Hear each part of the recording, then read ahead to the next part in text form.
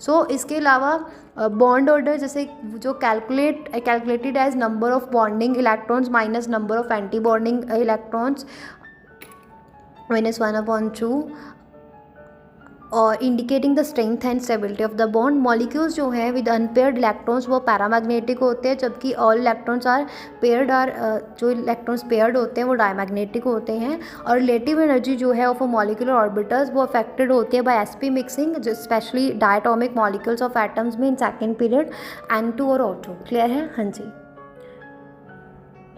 अभी नेक्स्ट हम बात करेंगे हमारा 5th सब topic, it's electronic configuration and molecular behaviour.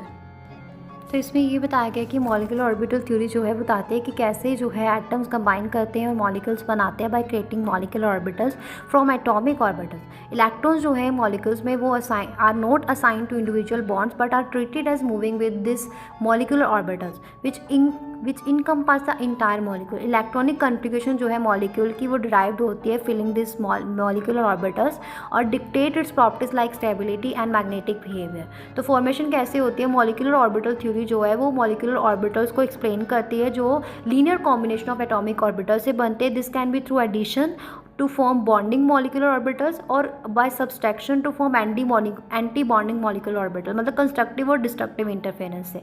तो बॉन्डिंग जो है मॉलिक्यूलर ऑर्बिटल्स में वो उसमें जो है बॉन्डिंग मॉलिक्यूलर ऑर्बिटल्स में लो एनर्जी होती है और इसमें जो है न्यूक्लियाई के बीच में जो इलेक्ट्रॉन डेंसिटी है वो बढ़ जाती है जिससे कि इंस्टेबिलिटी बढ़ जाती है। और एंटी बॉन्डिंग मॉलिक्यूलर ऑर्बिटल्स में जो है एनर्जी हाई होती है जिससे इलेक्ट्रॉन डेंसिटी जो है न्यूक्लियाई के बीच में वो कम हो जाती है जिससे कि डिक्रीज हो जाती है स्टेबिलिटी। और सिग्मा मॉलिक्यूलर ऑर्बिटल जो है वो axial overlap of atomic orbital से बनते हैं, जबकि पाई मॉलिक्यूलर ऑर्बिटल जो है वो लेटरल ओवरलैप से बनते हैं।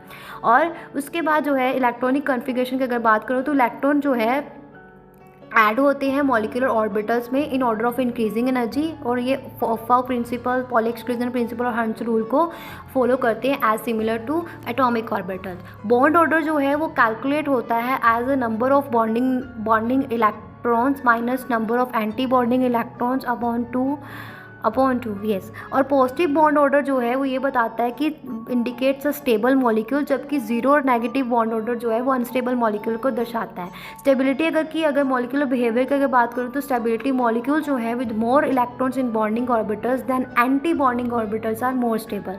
और मैग्नेटिज्म अगर मॉलिक्यूल जो है अनपेयर्ड इलेक्ट्रॉन्स है उसमें in its a molecular orbitals तो इट विल बी पैरामैग्नेटिक, मतलब वो attracted to a magnetic field. और अगर जो है सभी इलेक्ट्रॉन्स पेयर्ड है तो इट विल बी डायमैग्नेटिक। और बॉन्ड ऑर्डर जो है वो डायरेक्टली रिलेट करता है बॉन्ड लेंथ और बॉन्ड स्ट्रेंथ के साथ। जब जितना ज़्यादा बॉन्ड ऑर्डर होगा मतलब कि उतनी ही शॉर्टर और स्ट्रॉन्गर बॉन्ड होगी।